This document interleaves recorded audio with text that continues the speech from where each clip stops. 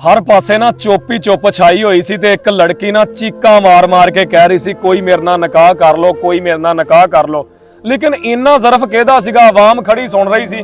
इन्ना ज़रफ किहदा सी जिहड़ा उहनूं हलाल तरीके दे नाल अपना बना लैंदा।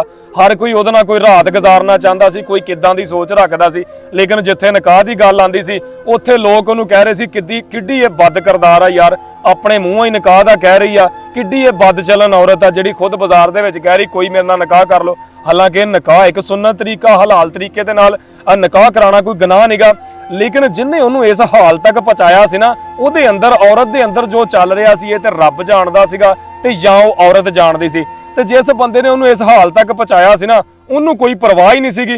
वो कह रहा सीगा कि मैं तेरे नाल निकाह नहीं कर सकदा, शादी नहीं कर सकदा, हर तरह सिरा साथ दे सकदा, तेरी तन्हाई नूं दूर कर सकदा, जिथे तेनू मेरी लोड़ पवे मैं आ सकदा, अद्धी रात आवाज मार मैं हाज़र हां, तेनू मेरे खून दी लोड़ पवे मैं हाज़र हां, लिहाजा मैं तेरे नाल शादी नहीं कर सकदा क्योंकि मेरी पहला मंगनी हो चुकी आ और मैं अपने घरदियां दे खिलाफ नहीं जा सकदा।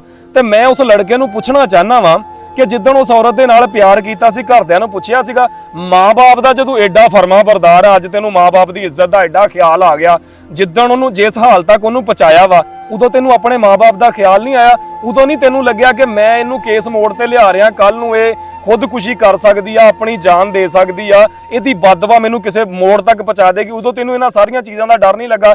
लेकिन उहनूं इस चीज़ दी कोई परवाह नहीं सी। लड़की बस इक्को ही गल कह रही सी कि मेरे नाल निकाह कर ला, मैं तेरे को कुछ नहीं मंगदी, अपनी पूरी जिंदगी तेरे ते नछावर कर दांगी। इत्थों तक लड़की मनण नूं तैयार सीगी कि मैनू तू अपनी दूसरी बीवी बना ला, मैनू होर कुछ नहीं चाहिदा, सिर्फ एक तेरा नाम चाहिदा।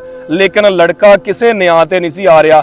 मैनू समझ नहीं आती यार, लड़कियां इन्नियां भोलियां क्यों होंदियां वा, ਜਿਹੜੀਆਂ ਕਿਸੇ ਦੇ ਪਿਆਰ 'ਚ ਇੰਨੀਆਂ ਖੁੱਭ ਜਾਂਦੀਆਂ ਕਿ ਖੁੱਲੀਆਂ ਅੱਖਾਂ ਰੱਖ ਕੇ ਉਹਨਾਂ ਨੂੰ ਪਤਾ ਹੁੰਦਾ ਸਾਨੂੰ ਧੋਖਾ ਦੇ ਰਿਹਾ, ਲੇਕਿਨ ਫਿਰ ਵੀ ਉਹ ਚੁੱਪ ਕਰਕੇ ਚੱਲਦੀਆਂ ਰਹਿੰਦੀਆਂ ਕਿਉਂਕਿ ਉਹਨਾਂ ਨੇ ਲੱਖਾਂ ਸੁਪਨੇ ਵੇਖੇ ਹੁੰਦੇ ਉਹਨਾਂ ਦੇ ਨਾਲ ਜੀਣ ਦੇ, ਜ਼ਿੰਦਗੀ ਬਸਰ ਕਰਨ ਦੇ, ਜ਼ਿੰਦਗੀ ਗੁਜ਼ਾਰਨ ਦੇ। ਆਪਣੇ ਮਾਂ ਪਿਓ ਦਾ ਲੜਕੀ ਐਡੀ ਮਾਸੂਮ ਆ ਕਿ ਆਪਣੇ ਮਾਂ ਪਿਓ ਦਾ ਜਿਨ੍ਹਾਂ ਨੇ ਉਹਨੂੰ ਜੰਮ ਪਾਲ ਕੇ ਜਵਾਨ ਕੀਤਾ ਹੁੰਦਾ ਨਾ, ਲੜਕੀ ਉਹਦਾ ਵੀ ਪਿਆਰ ਭੁੱਲ ਜਾਂਦੀ ਆ, ਸਭ ਕੁਝ ਉਹਨੂੰ ਮੰਨਣ ਲੱਗ ਜਾਂਦੀ ਆ ਜਿਹਦੇ ਨਾਲ ਜ਼ਿੰਦਗੀ ਗੁਜ਼ਾਰਨ ਦੇ ਸੁਪਨੇ ਵੇਖੇ ਹੁੰਦੇ ਆ। ਤੇ ਮੈਂ ਹੱਥ ਜੋੜਦਾ ਉਹਨਾਂ ਭੈਣਾਂ ਅੱਗੇ, ਉਹਨਾਂ ਧੀਆਂ ਅੱਗੇ, खुदा दा ना जे उत्थे चुप करके सिर सुट के निकाह करा लिया करो जिथे तुहाडा माँ बाप करे।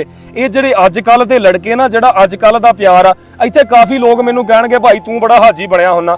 मैं अलहमदुलिल्लाह हज तां मैं कीता, शुक्र अलहमदुलिल्लाह, लेकिन मैं कोई एडा चंगा नहींगा। पर एक गल दी गारंटी आ, अज ताईं किसी दी धी भैण दी इज्जत दे नाल नहीं खेलिया। और हो सकदा कि रब ने अज मैनूं मुकाम दिता, इज्जत दित्ती आ, ते पता नहीं इहदी बदौलत ही देती आ कि मैं अज ताईं किसी दी इज्जत खराब नहीं कीती। और अजकल साडा माशरा ऐसा होया पिया, लड़के किसी लड़की नूं अपने जाल च फसांदे ने, फसा के तस्वीरां मंगवांदे ने।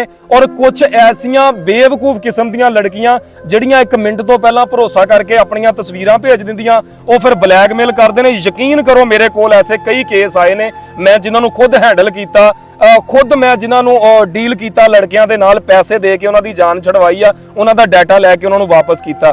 ਖੁਦਾ ਦਾ ਨਾਂ ਜੇ ਆਪਣੀ ਇੱਜ਼ਤ ਦਾ ਖਿਆਲ ਰੱਖਿਆ ਕਰੋ। ਔਰਤ ਦੇ ਕੋਲ ਸਿਰਫ ਇੱਕ ਇੱਜ਼ਤ ਹੁੰਦੀ ਆ, ਔਰ ਔਰਤ ਦੀ ਇੱਜ਼ਤ ਪਤਾ ਕਿੱਦਾਂ ਹੁੰਦੀ ਆ? ਜਿਵੇਂ ਇੱਕ ਸਫੈਦ ਕੱਪੜਾ ਹੁੰਦਾ ਜਿਹਦੇ ਤੇ ਪਾਣੀ ਦਾ ਇੱਕ ਛਿੱਟਾ ਪੈ ਜਾਵੇ ਨਾ ਤੇ ਉਹਦਾ ਵੀ ਦਾਗ ਨਜ਼ਰ ਆਉਣ ਲੱਗ ਪੈਂਦਾ। ਤੇ ਇੱਜ਼ਤ ਤੋਂ ਵੱਡੀ ਕੋਈ ਸ਼ੈ ਨਹੀਂ ਹੁੰਦੀ। ਆਪਣੀ ਇੱਜ਼ਤ ਦਾ ਖਿਆਲ ਰੱਖਿਆ ਕਰੋ।